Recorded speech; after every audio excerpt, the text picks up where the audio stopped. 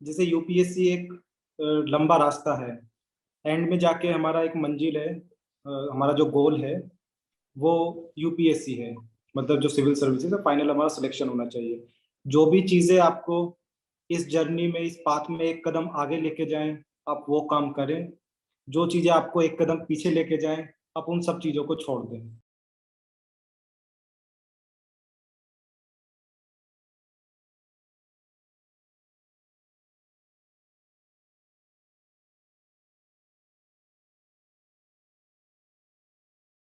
Hello everybody, good evening, नमस्कार। उम्मीद है आप सब अच्छे होंगे, मजे में होंगे, खुश होंगे।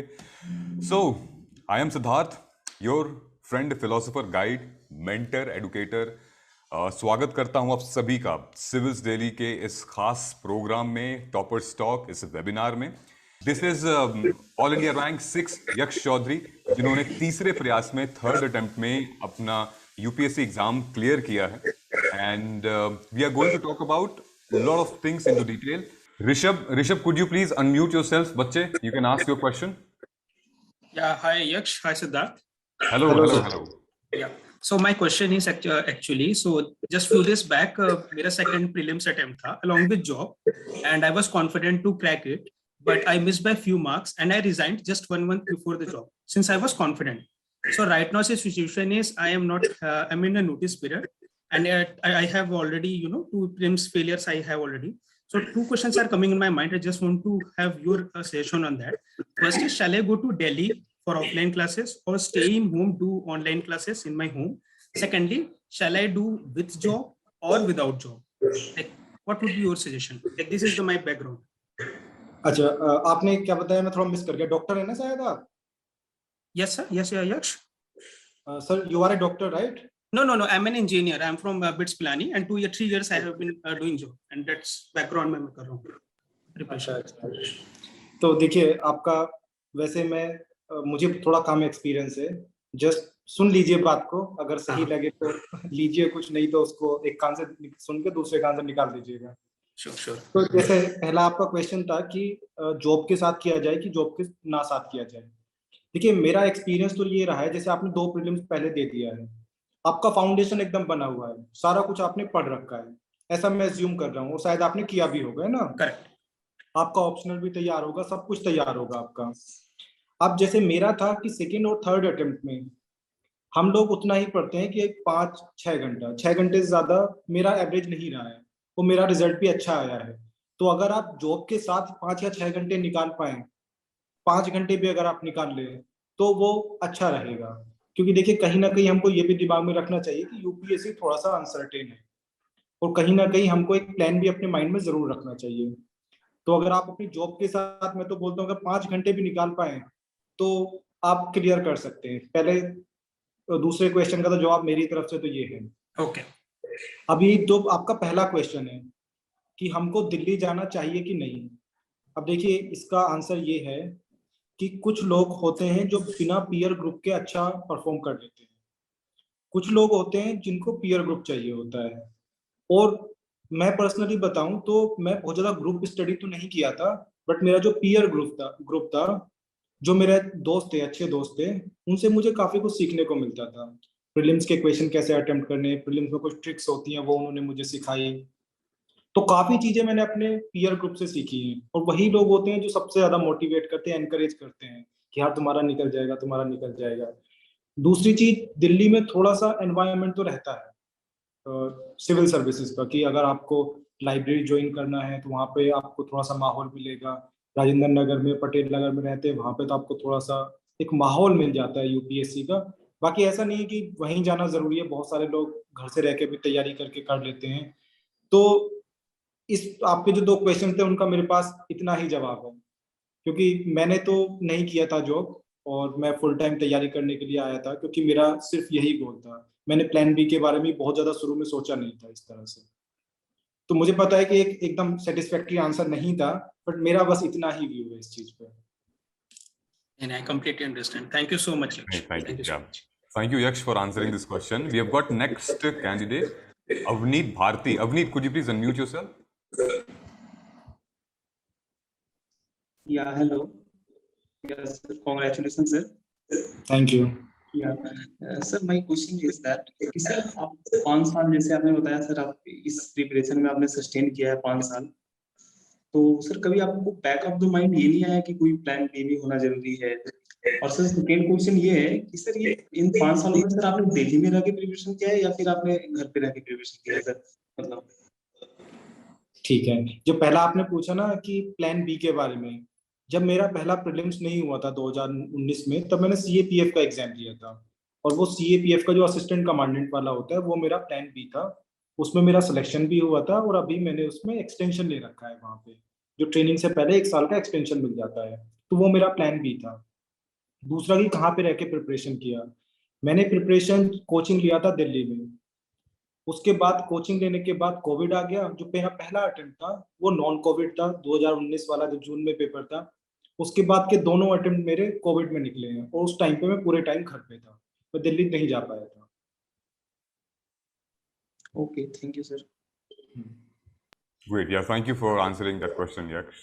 We have got next candidate, Shweta. Shweta, could you please unmute yourself and ask your question? Sir, am I audible? Yes, yes. Yes, it is. First of all, good evening, sir. My question is like I have just passed out from graduation and my target year is 2023.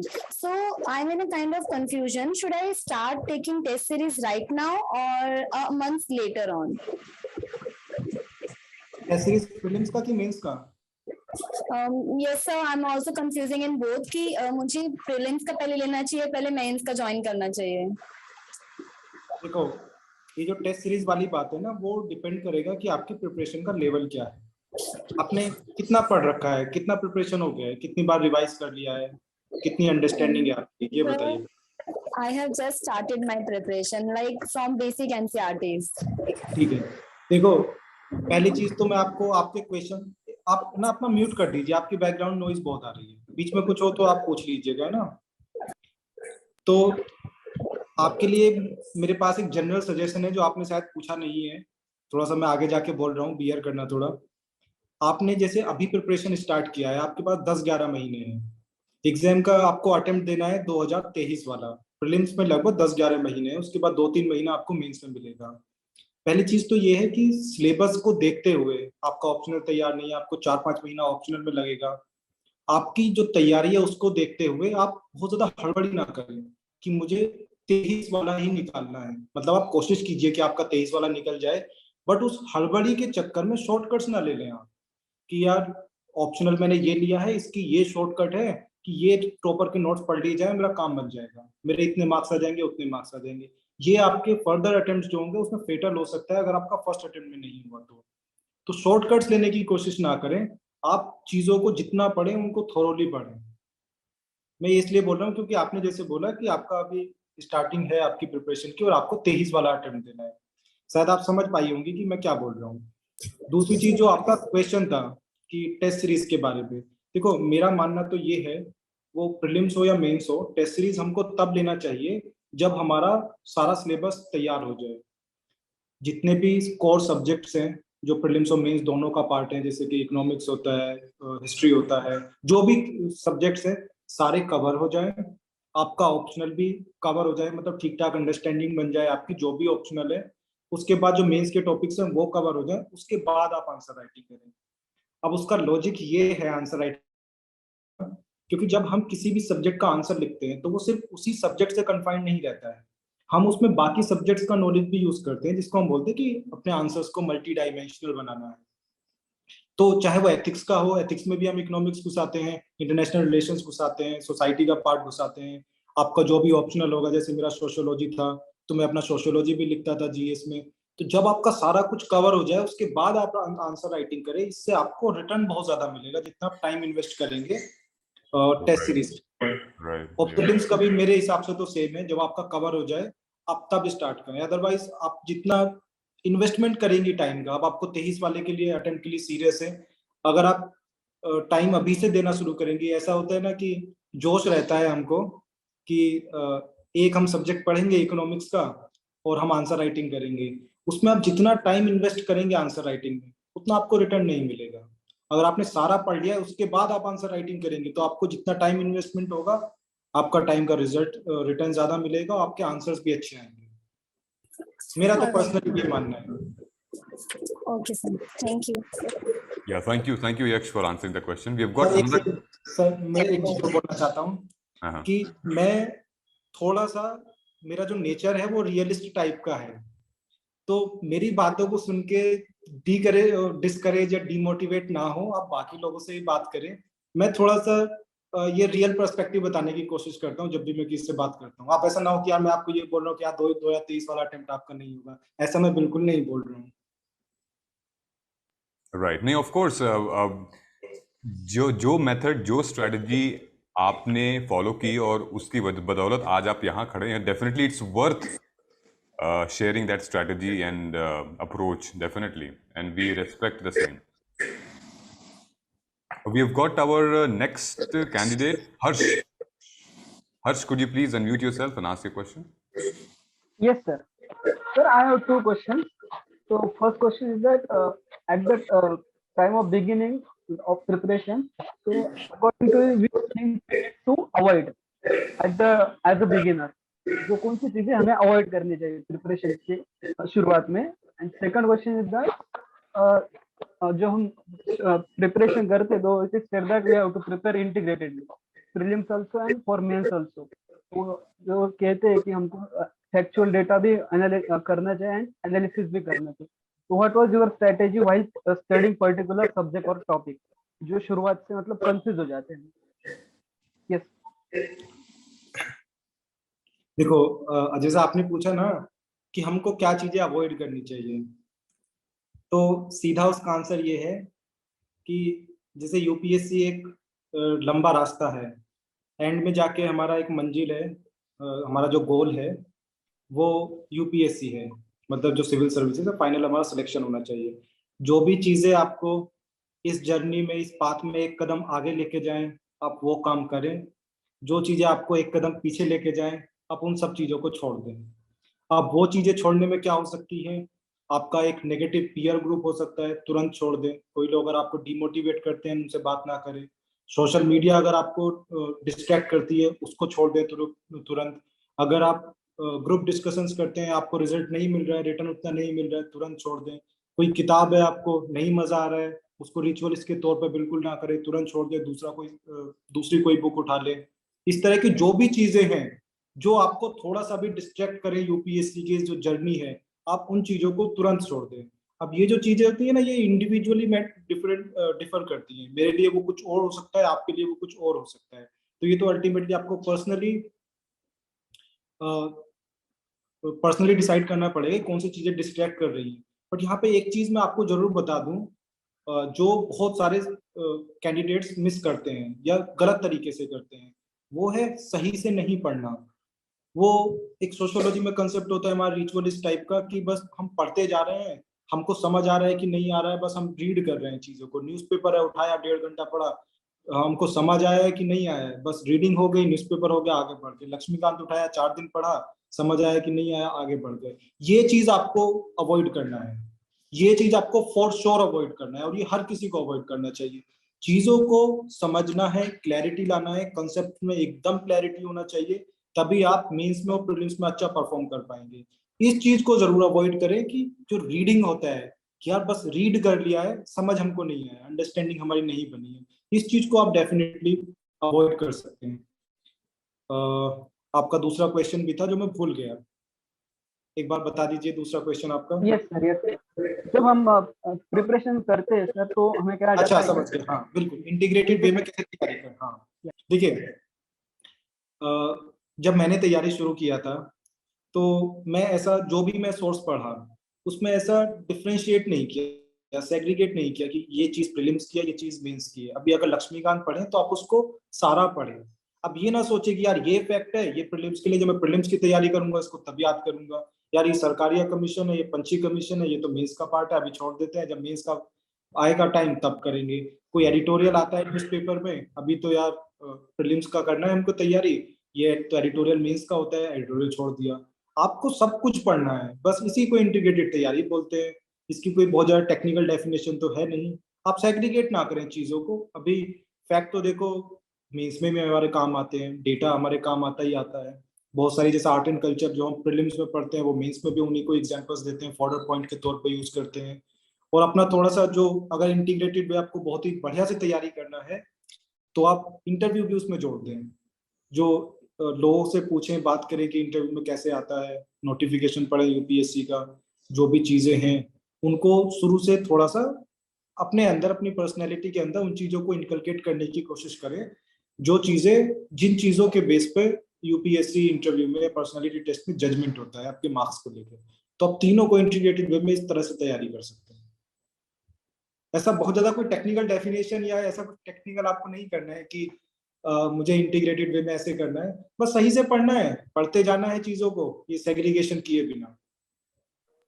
Yes sir. Sir वो कहते हैं कि मतलब mains में analysis को importance ज्यादा रहता है, तो बिल्कुल। जब हम नोट मेकिंग करते हैं तो सर बिगिनिंग के टाइम हम कंफ्यूज रहते हैं कि एनालिसिस कैसा करना, मतलब जो भी हम टॉपिक पढ़ रहे हैं पॉलिटी से इकोनॉमी, तो उसका नोट मेकिंग सर। देखिए, जो अगर आप बिगिनर हैं, अगर आपने शुरू किया है अभी, तो नोट मेकिंग की बहुत ज्यादा हड़बड़ी ना करें, मतलब बहुत ज्यादा ऐसा उसमें ना रहे कि तुरंत नोट्स बनाना शुरू करना है। जैसे न्यूज़पेपर है तो आप कम से कम उसको 6-8 महीने पढ़ें, उसके बाद नोट्स बनाना शुरू करें। कम से कम 4-5 महीने तो पढ़ ही ले। ऐसा ना हो कि पहले दिन से न्यूज़पेपर उठाया और उसके नोट्स बनाने शुरू कर दिए। वो नोट्स बल्कि हो जाएंगे, आप ऐसी ऐसी चीजें उसमें लिख लेंगे जो बात को आपको वैसे ही समझ आ जाएगी, जिसको नोट करने की जरूरत नहीं होगी। जबरदस्ती बल्कि नोट्स हो जाएंगे बहुत ज्यादा। तो नोट्स आप मतलब कुछ महीने पढ़ने के बाद ही नोट मेकिंग करें उसमें। ऐसी बाकी सब्जेक्ट्स के लिए भी है, जो भी आप रेफरेंस बुक पढ़ रहे हैं उसको 1-2 बार रिवाइज कर लें, उसके बाद नोट मेकिंग करें, वो ज्यादा बेटर है। Yes, Right, sir. yeah. Thank you so much, Yaksh, for answering this question. We have got another candidate, Ankita Sharma. Could you please unmute yourself?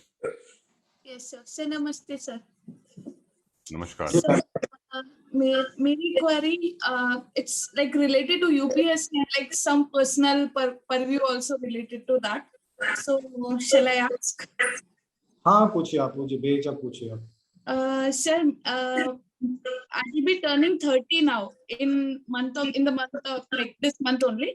और मेरा लास्ट ईयर प्रीलिम्स क्लियर हो गया था, but mains I couldn't score well in sociology paper. मेरे GS में अच्छे marks थे but interview call नहीं आया। हाँ, और सोशियोलॉजी में like I got very bad marks, like less than 200 sir, दोनों पेपर्स को मिला के। तो वहां पर एक रीजन ये भी था व्हेन आई इंटरेस्टेड कि मैंने आंसर राइटिंग में अच्छे से नहीं कर पाई थी। मैं स्टेट बैंक ऑफ इंडिया में काम कर रही हूँ लास्ट 5 साल से, और मैंने 2020 कोविड के टाइम पे when I had like ample of time, तो यूपीएससी की प्रिपरेशन शुरू की थी, क्योंकि थोड़ा बैंक के साथ भी ऐसा लग रहा था कि I was like related to many NGOs and all. Ma'am थोड़ा सा तो आप थोड़ा शॉर्ट पे कर दीजिए आप। अब हाँ, आपने आंसर क्वेश्चंस को डायरेक्ट क्वेश्चन पे आइए अब आप। या सॉरी सर। तो सर इशू ये हो रहा है कि मैं बीच बीच में थोड़ा डर जा रही हूँ, because next year will be my last attempt, क्योंकि उसके बाद मैं 1 अगस्त से पहले आई विल बी टर्निंग 32। और सोशियोलॉजी में मेरे को थोड़ा अभी भी कॉन्फिडेंस नहीं आ रहा है, दो मैंने सैबेटिकल लीव के लिए अप्लाई कर दिया बैंक में कि 1 साल I only on, because conceptual clarity मेरे को है, बट आंसर राइटिंग को थोड़ा वो करने को टाइम नहीं मिला था बैंक के साथ। But how to like keep me motivated and like, और ये सिर्फ एक ही अटेम्प्ट है मेरे पास 2023, तो मैं थोड़ा when like I see other people तो मैं थोड़ा मोटिवेट हो जाती हूँ, और like I am not leaving the job and all, but बीच बीच में like I am feeling very demotivated और लाइक डर रही हूँ। मैम आपका क्वेश्चन ये है ना कि जो डिमोटिवेशन हो रहा है इसको कैसे कम किया जाए? हाँ सर, क्योंकि एक ही अटेम्प्ट है मेरे पास। देखिए लगता है कि इस साल भी निकलने के चांसेस हैं, लाइक नॉट मच पता नहीं। मैम देखो, जहाँ तक बात है ना, जैसे आपके मेंस में कम मार्क्स आए, आपके सोशियोलॉजी में कम मार्क्स आए, यस सर, तो इसमें या तो दो चीजें हो सकती हैं, या तो आपने आंसर्स अच्छे से लिखे नहीं है, वो तो डेफिनेटली आपने नहीं लिखे हैं अच्छे आंसर्स जो आपको कम मार्क्स आए हैं।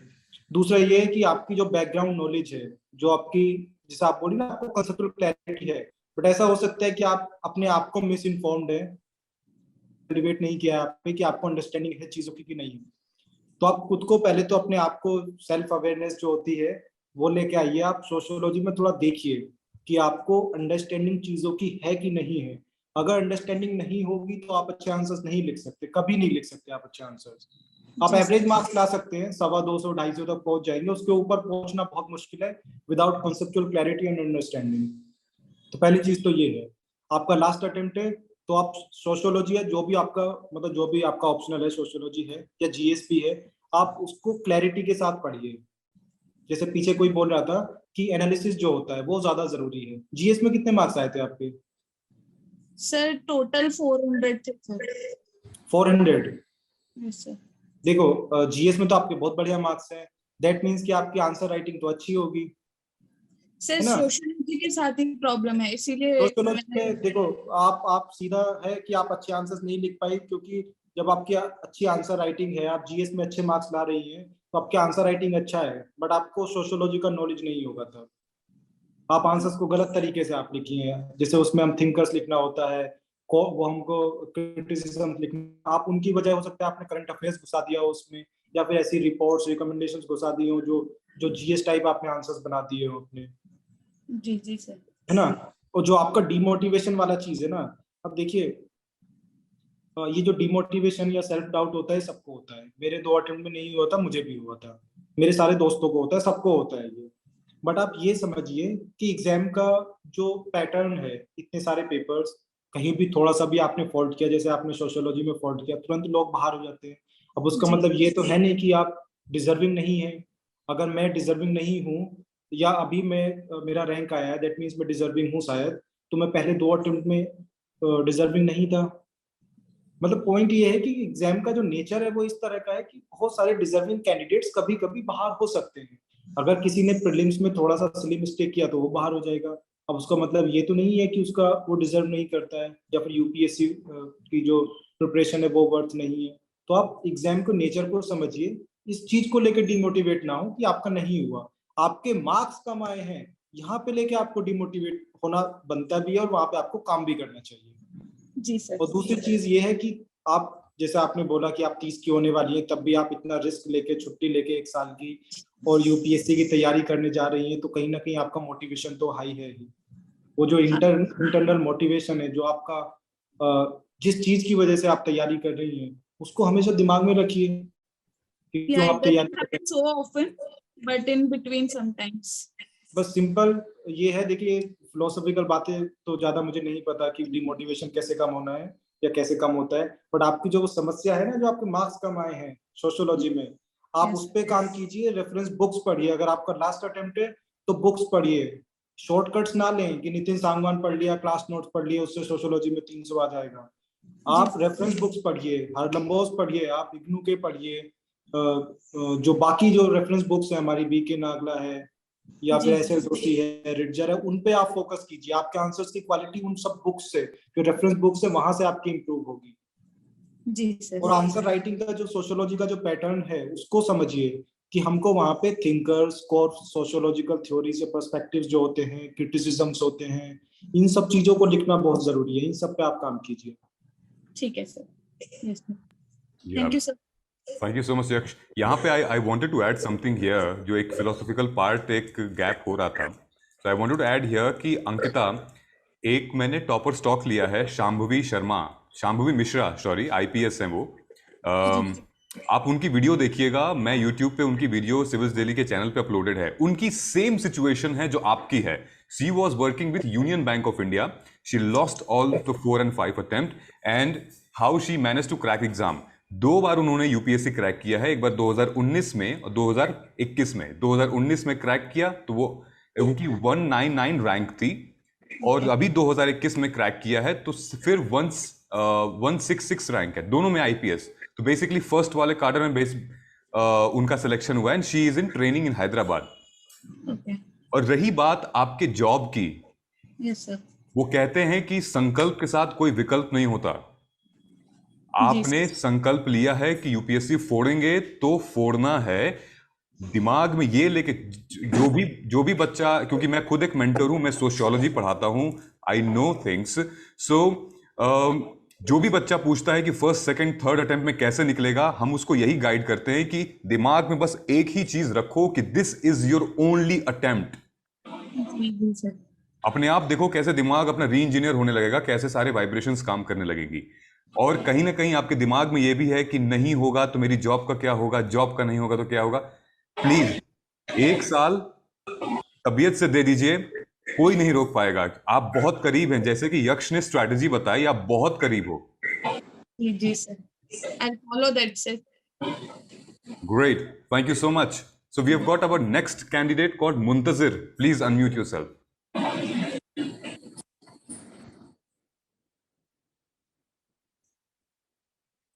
I think Muntazir तो नहीं unmute कर पा रहे हैं. Let me ask Anand. Anand, आप unmute कर लीजिए. You can ask question. Am I audible? Yes, Anand. Hello sir अभी मैं फर्स्ट ईयर में हूँ, बीए प्रोग्राम कर रहा हूँ डीयू से। मैं पूछना चाहता था कि आप प्लीज़ एक स्ट्रेटजी बता देते कैसे मैं प्रिपेयर करूँ। मैं सीरियस हूँ, तो क्या मैं कर सकता हूँ अभी थोड़ा? हाँ अच्छा, अब इन्होंने बता दिया है कि मैं सीरियस हूँ। नहीं, सीरियस है तो बहुत बढ़िया है, बहुत अच्छी बात है। आप ग्रेजुएशन में है ना? जी सर। तो देखो, मैं डिटेल में बताऊंगा तो शायद बाकी लोग हैं सुनने में, शायद वो इंटरेस्टेड ना हो, बहुत लंबा सेशन भी हो जाएगा। मुझे जो शॉर्ट में लगता है चीजें वो मैं आपको बता देता हूँ। जी देखिए, सबसे पहला जो मेरा ओपिनियन है, आप न्यूज़पेपर को बहुत सीरियसली पढ़ें। और ये मैं आपके लिए नहीं बोल रहा हूँ, जो लोग फर्स्ट अटेम्प्ट वाले हैं यहाँ पे जिन्होंने तैयारी शुरू की है, वो सबके लिए है कि न्यूज़पेपर को बहुत सीरियसली पढ़ें। उसको समझ के, अंडरस्टैंडिंग के साथ, या कंसेप्चुअल क्लैरिटी, जो भी चीज आए उसको समझना है, छोड़ना नहीं है किसी भी चीज को। और यही चीज आपको अप्लाई करनी है। बाकी आप कोई भी सब्जेक्ट पढ़ रहे हैं, कोई भी किताब पढ़ रहे हैं, अंडरस्टैंडिंग बहुत ज्यादा जरूरी है। अपना फाउंडेशन जो है उसको बहुत स्ट्रॉन्ग बनाएं। उसके बाद अपने जो मटेरियल है, आजकल कंफ्यूजन बहुत है मार्केट में कि क्या पढ़ना है क्या नहीं पढ़ना है। आप अपना चूज करें पहले कि मेरे को ये किताब पढ़ना है और इसी पे स्टिक रहें। ज्यादा फिर कंफ्यूज ना हो कि मेरा दोस्त ये पढ़ रहा है, मेरे सीनियर्स ने ये पढ़ा था, उनका ऐसा रैंक आया है, या उन्होंने ये पढ़ा था। आप अपना एक मटेरियल चूज करें, एक बुक अपनी चूज करें और उसी पे स्टिक रहें। तो ये 2-3 चीजें हैं कि आप न्यूज़पेपर पढ़ें, उससे बहुत अच्छा लगता है। आपकी फाउंडेशन स्ट्रॉन्ग होती है, करंट अफेयर्स बहुत स्ट्रॉन्गली आपका बिल्टअप होता है और मेंस में बहुत ज्यादा हेल्प करता है। दूसरा, आपको अंडरस्टैंडिंग, कंसेप्चुअल क्लैरिटी पे ध्यान रखना है, कंफ्यूज ना हो किसी भी चीज में, मटेरियल हो या तरीका हो पढ़ने का। खुद के जो भी आपको स्ट्रेटेजी अपनानी है, अपने हिसाब से अपनाइए। दूसरे का कॉपी पेस्ट करने की कोशिश ना करें कि प्रॉपर स्ट्रोक देखा है हमने, उनका ऐसा, उन्होंने ऐसा किया, ऐसा कर लेते हैं, वैसा कर लेते हैं। आपकी स्ट्रेंथ और वीकनेसेस अलग होती है। बाकी जो सामने वाला बोल रहा है वो शायद आपकी सिचुएशन को ना समझ पाए। मैं यहाँ पे बोल रहा हूँ शायद मैं आपकी सिचुएशन को ना समझ पाऊँ। अपनी स्ट्रेटेजी अपने हिसाब से बनाएं, किसी के ऊपर ज्यादा डिपेंडेंट ना हो। कोई भी अगर आपको सजेशन देता है उसको क्रिटिकली इवेल्युएट कीजिए, जैसे हम आंसर्स को करते हैं, और उसमें जो अच्छी चीज है आप उसको सुनिए, उसको अपनाइए बस। जी सर और न्यूज़पेपर द हिंदू सही रहेगा? कोई पढ़िए, इंडियन एक्सप्रेस पढ़िए, द हिंदू पढ़िए, मैं तो द हिंदू पढ़ा था। Okay sir, thank you sir, thank you. Thank you, Yaksh, for answering that question. We have got next candidate called Himalayan Zoom. करिए unmute Himalayan Zoom. Good evening, sir. जी. Am I clearly audible, sir? Absolutely. Yes, sir. So my query was, even after preparing for like more than 2 years, I still, mainly because of lack of revision, I think I still feel like a beginner. So my question was how to plan revision sessions properly and how to execute it. That was my question. यार ये question ना मैं face किया है, मैंने ये question. आपको हिंदी समझ आता है सर? Himalayan Zoom sir. जी हाँ सर। तो ये क्वेश्चन मैंने कई बार फेस किया है कि रिवीजन कैसे करना है। अब देखिए, मैं ये तो नहीं बता सकता कि आप कैसे करें, मैं ये बता सकता हूँ मैंने कैसे किया। वो हो सकता है गलत तरीका, हो सकता है सही तरीका हो। मैं तो ऐसा करता था कि एक किताब को उठाया, एक सब्जेक्ट को उठाया, अगर पॉलिटी उठाना है तो पॉलिटी को उठाया, उसकी जितनी भी बुक्स हैं जो मुझे कवर करनी है, एनसीईआरटी हो या लक्ष्मीकांत हो, वो पढ़ी सारी, उसको पढ़ा अच्छे से, और फिर दूसरे सब्जेक्ट पे गया, फिर तीसरे सब्जेक्ट पे गया, सारे सब्जेक्ट्स कवर कर दिया। उसके बाद फिर से पहले सब्जेक्ट पे आया, उसको फिर किया, और उसको मैं बहुत डेप्थ में पढ़ता था चीजों को। ऊपर ऊपर से ऐसा ऐसा बस रीडिंग नहीं मारता था। अगर मैं दूसरी बार रिवीजन भी कर रहा हूँ उसका, तब भी मैं उसे इतने ही इंटरेस्ट और इतनी डेप्थ में पढ़ता था जितना मैं पहले साइकिल में पढ़ता था। तो Okay. मैंने तो ऐसा किया, जैसे कि लगभग 1-1.5 महीने में एक साइकिल हो जाता था, 1.5 महीना नहीं तो 2 महीना, ऐसे कभी मैंने काउंट नहीं किया भाई इतने में लगभग हो जाता होगा। सारी बुक्स एक बार पढ़ लेते थे, फिर दोबारा से पहले बुक पे आ जाते थे, उसको पढ़ते थे, फिर से तीसरी बार आ जाते थे उसी पे। Okay. और जैसे आप बोल रहे हैं ना कि आपने मुझे सवाल पूछा नहीं है, फिर भी मैं इसको बता दूं, आपको जो लग रहा है ना कि आप बिगिनर हैं, कहीं जी ना हाँ। कहीं आपके पढ़ने के तरीके में कमी है। अगर आप एक बार लक्ष्मीकांत पढ़ के दोबारा से जब आते हैं लक्ष्मीकांत, अगर आपको चीजें नहीं लग रही हैं तो आपके पढ़ने में कमी है, आपने उसको ठीक से नहीं पढ़ा है पहले। Okay. नहीं, थैंक यू यक्ष, ये बात बोलना बहुत जरूरी है जो भी आप बोल रहे हो, और I really appreciate the way कि आप बहुत रियलिस्टिक अप्रोच बता रहे हो कि यहाँ कमी है वहाँ कमी है, क्योंकि जब तक यहाँ नहीं लगता ना तो पता नहीं चलता, हमें रियलाइज नहीं होता। सो वी रियली अप्रिशिएट कि आप स्ट्रेट फॉरवर्ड बता रहे हो कि भाई बॉस यहाँ कमी है, इसको सुधारो। Great. So we have got Pranjal. Pranjal, आप अनम्यूट कर लीजिए and you can ask your question. Good evening sir. Good evening. बोलिए। सर जैसे आपने बोला कि सोशियोलॉजी ऑप्शनल है मेरा भी, तो आपने बोला कि बेसिक बुक्स पढ़ेगी, तो मुझे क्वेश्चन है कि आप सारे मटेरियल को कंसंट्रेट करके कि आपने नोट्स बनाते थे जिसके कारण आप रिवाइज कर सके, क्योंकि सर अभी चैप्टर 1 है तो उसके लिए अगर नितिन सांगवान पढ़े या फिर रिजर्व पढ़े तो सर कैसे बहुत सारा मटेरियल हो जाता है अपने पास, तो फिर उसको रिवाइज कैसे करें सर? एक जगह से आप नोट्स बनाया करते थे। अच्छा ठीक है, मैं आपको ना ये क्वेश्चन में ब्रॉड पे ले लेता हूँ एकदम। देखिए, सबसे पहले तो जैसे आपने बोला ना कि शायद आपने बोला कि नहीं बोला, मुझे ये भी याद है कि मटेरियल बहुत ज्यादा है, बहुत सारी हमको बुक्स पढ़नी है, तो इन चीजों को आपको कट शॉर्ट करना पड़ेगा। आप जितनी बुक्स अवेलेबल है सोशियोलॉजी के लिए आप सारी नहीं पढ़ सकते। तो मेरा तो इसमें ऐसा रहता था कि सबसे पहले क्लास नोट्स, अगर आपने कहीं क्लास ली है तो आप क्लास नोट्स पढ़ें, उसके बाद आप एक रेफरेंस बुक पढ़ें, ज्यादा इधर उधर ना भागें।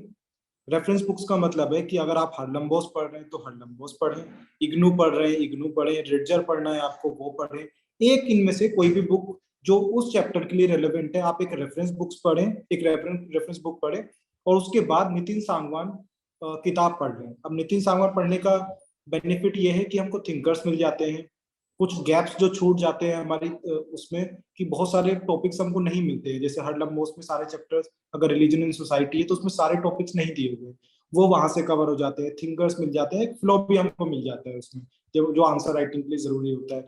आप इन 3 चीजों को करें बस।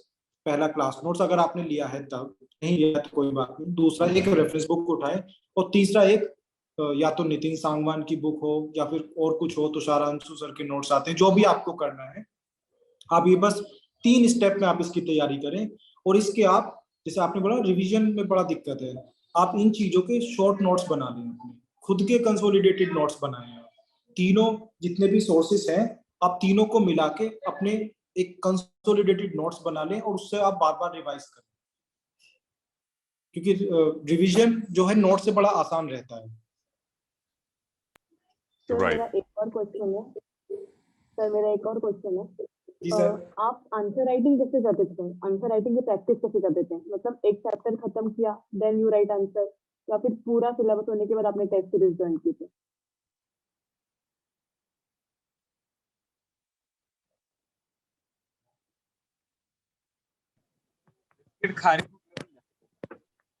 हेलो सर, वो क्वेश्चन थोड़ा मिस हो गया मेरे से। यक्ष, इन्होंने पूछा है कि आंसर राइटिंग हर चैप्टर के बाद लिखना शुरू करें या फिर पूरा सिलेबस खत्म हो जाए उसके बाद हम शुरू करें?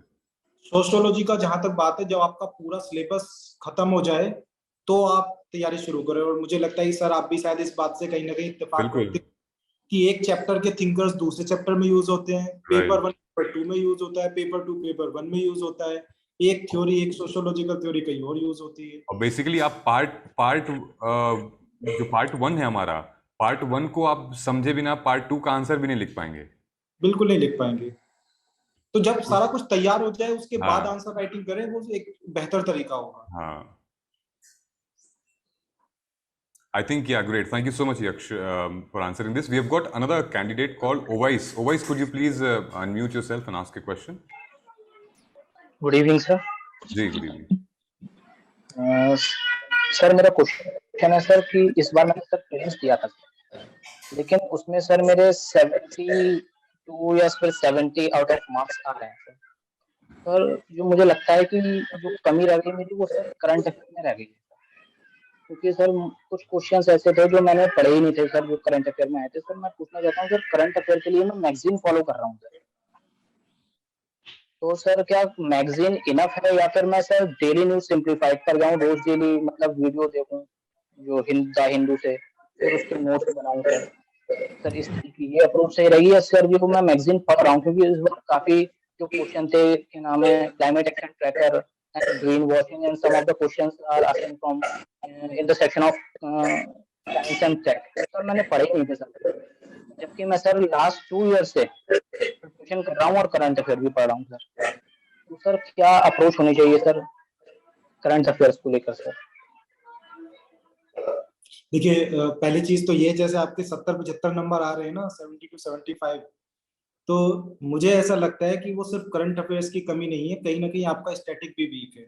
अगर आपका स्टैटिक ही तैयार हो तो उसी से आपके 100 नंबर आ सकते हैं इजीली। और दूसरा जो आपका क्वेश्चन है कि करंट अफेयर्स को कैसे तैयार किया जाए, देखिए मेरा तो ये मानना है कि कोई भी मैगजीन न्यूज़पेपर को सब्स्टिट्यूट नहीं कर सकती है। अगर आपको करंट अफेयर्स में एक होलिस्टिक आपको अंडरस्टैंडिंग चाहिए, चीजों की एक होलिस्टिक नॉलेज चाहिए, तो आप न्यूज़पेपर को फॉलो करें रादर देन मैगजीन। अगर टाइम बचे तो मैगजीन पढ़िए, नहीं तो आप न्यूज़पेपर को सीरियसली कीजिए। और मुझे तो इतना ज्यादा फायदा हुआ है न्यूज़पेपर पढ़ने से कि जो मेरे मेंस में मार्क्स हैं, जो मेरे जीएस में मार्क्स हैं, शायद सेकंड हाईएस्ट मार्क्स है मेरे, उनका श्रेय जो जाता है मेरा सिर्फ न्यूज़पेपर्स को जाता है। आप न्यूज़पेपर पे ज्यादा ध्यान दें, क्योंकि क्वेश्चन देखिए, अब जहां तक करंट अफेयर्स की बात है, आजकल क्वेश्चंस रैंडम आते हैं। मैंने पिछले 2 अटेम्प्ट, इस बार का तो पेपर मैंने नहीं देखा, काफी अनसर्टेनिटी है करंट अफेयर्स के क्वेश्चंस में। तो आप उधर स्टैटिक पे ज्यादा ध्यान दें और इधर आप न्यूज़पेपर को ज्यादा अच्छे से फॉलो करें। और जहां तक नोट्स बनाने की बात है, न्यूज़पेपर के नोट्स मुझे लगता है कि बहुत ज्यादा बेनिफिशियल होते नहीं है। अगर आप बनाने हैं तो शॉर्ट में बना लें, और न्यूज़पेपर पढ़ने के बाद अगर टाइम बचे तो आप मैगजीन फॉलो कर लें, क्योंकि मैगजीन में चीजें कंटेक्स्ट में नहीं होती हैं। अभी अगर एंटी डिफेक्शन चल रहा है, जैसे महाराष्ट्र का केस चल रहा है, तो अगर आप उस न्यूज को फॉलो करेंगे तो एंटी डिफेक्शन आपका बहुत अच्छे से क्लियर हो जाएगा। पर जब वो चीज मैगजीन में आएगी तो मैगजीन में वो एक पेज में उसको डाल देंगे उसको, Exactly. तो आपके वो इतनी क्लैरिटी के साथ आपको वो चीज कवर नहीं होगी। तो आप न्यूज़पेपर को सीरियसली पढ़ें बहुत। Exactly. In fact, I wanted to add here, यहाँ पे यक्ष, क्योंकि यहाँ सिविल्स दिल्ली पे मैं एडिटोरियल एनालिसिस करवाता हूँ द हिंदू का, मेरी वीडियोस जाती हैं वहाँ पे। सो जो आप बोल रहे हो उसका फायदा ये है कि with real life example you can understand these situation, these concepts, और आप तुरंत, आपका सबकॉन्शियस माइंड वो ग्रैब कर लेगा। अच्छा, वो महाराष्ट्र चीफ मिनिस्टर वाला मुद्दा हुआ था, केस हुआ था, एंटी डिफेक्शन समझ में आ गया मुझे। अच्छा, वो केरला हाई कोर्ट, केरला में वहाँ बुरखा वाला हुआ था सिस्टम, आज पूरा मैंने एनालिसिस किया, वो समझ में आ गया। इट्स लाइक तुरंत वो एक मेमोरी इमेज बन जाती है आपके सबकॉन्शियस माइंड में। चीज में हमको समझ आती है। अगर हम ऐसा बिना कंटेक्स्ट की चीजों को पढ़ते हैं, उसको याद करने की कोशिश करते हैं, तो मुश्किल से रिटेन होती है। आप चीजों को कंटेक्स्ट में पढ़ेंगे, अपने आप याद रहेंगी चीजें। Right, great. सो 2 और सवाल लेंगे हम, उसके बाद we will wrap up. Of course Yaksh थोड़ा सा ऑक्यूपाइड हैं, तो बहुत ज्यादा वक्त जाया नहीं करेंगे।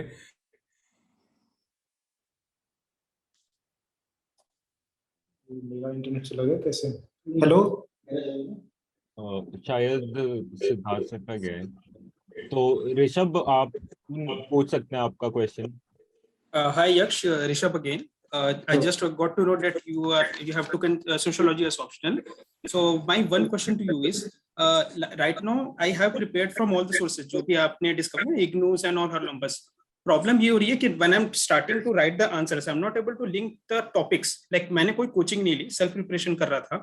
So I just want to know, क्या आपने सोशियोलॉजी की कोई कोचिंग ली? अगर हाँ तो किसकी? सेकंड थिंग इज, पहला सबसे इम्पोर्टेंट सवाल यही है, बिकॉज बुक्स तो मैंने सारे पढ़े हैं जो भी रिक्वायर्ड है by syllabus point by point, but answer writing time हम लिंक नहीं कर पा रहे हैं टॉपिक्स को। हाँ, मैं बताता हूँ। देखिए, सबसे पहले तो मैंने कोचिंग लिया था महापात्रा सर। सेकेंडली, जो आप लिंक नहीं कर पा रहे, मुझे लगता है इसमें 2 चीजें होती हैं। या तो आपको आंसर राइटिंग नहीं आ रहा है कि आप चीजों को लिंक नहीं कर पा रहे हैं, या आपकी अंडरस्टैंडिंग कम है, आपकी कंसेप्चुअल क्लैरिटी कम होगी वहां पे। अगर आपकी कंसेप्चुअल क्लैरिटी अच्छी है, अब आपको फिर से पहले भी किसी ने सवाल पूछा था, आप खुद को सेल्फ इवेल्युएट कीजिए कि आपकी अंडरस्टैंडिंग कैसी है। वैसे यहाँ पे मैं पूछ नहीं सकता, अगर आप मेरे साथ 5 मिनट कहीं पे खड़े होते तो मैं आपको जरूर बता देता कि आपकी अंडरस्टैंडिंग कैसी है। आप खुद को इवेल्युएट कीजिए आपकी अंडरस्टैंडिंग, और अगर नहीं है तो आप सबसे पहले अपने अंडरस्टैंडिंग पे काम कीजिए। जैसे कि जो कोर सोशियोलॉजिकल थ्योरीज हैं, जैसे हार्लम बॉस में एक चैप्टर है सोशियोलॉजिकल थ्योरीज, वहां से शुरू कीजिए। सारी जितनी भी थ्योरीज है तब पढ़िए। जैसे कि अगर हम पढ़ रहे हैं कि सपोज हम दरखाइम पढ़ रहे हैं, उससे पहले फंक्शनलिज्म पढ़िए, फंक्शनलिज्म क्लियर कीजिए, फिर दरखाइम पढ़िए। या पहले मैक्रो पर्सपेक्टिव क्या होता है इसको क्लियर कीजिए, बाद में दरखाइम पढ़िए। अभी अगर जैसे कि मीड है, शायद वो सिंबॉलिक इंटरेक्शनिज्म की बात करते हैं, तो मीड क्यों पढ़ना है? पहले आप सिंबॉलिक इंटरेक्शनिज्म तो समझिए पहले। अगर आपको वो समझ नहीं आएगा तो मीड आपको वैसे ही समझ नहीं आएगा, फिर बोलेंगे कि यार मीड तो बहुत मुश्किल है। चीजों की अंडरस्टैंडिंग जरूरी है, और जब चीजों की आपको अंडरस्टैंडिंग आ जाएगी तो मैं गारंटी लेता हूँ लिंकेज करने में कोई दिक्कत नहीं होगी। Okay. And Siddharth, one question to you also, in joined with that. I have been following Civils Daily regularly for current affairs. Like I'm not reading Hindu as such, और मेरा सोशियोलॉजी ऑप्शनल है।